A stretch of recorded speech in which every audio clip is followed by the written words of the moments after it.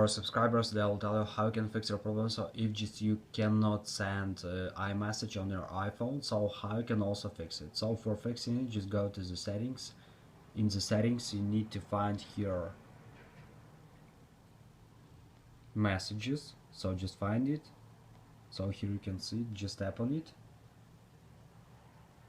and now you just need to turn off iMessage, wait a few seconds and just turn it on again. So just reactivate your iMessage.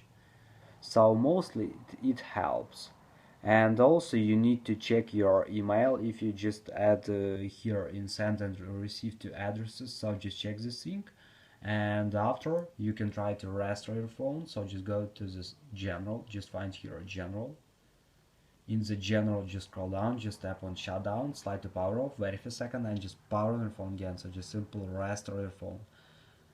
So, and the latest option you can try to update your phone. So just go to the general, just open software update, and if you see here available updates, just tap on download and install and wait until it will successfully install the latest updates for your iPhone. So thanks for watching, have a nice day, subscribe to my channel, click like, and goodbye.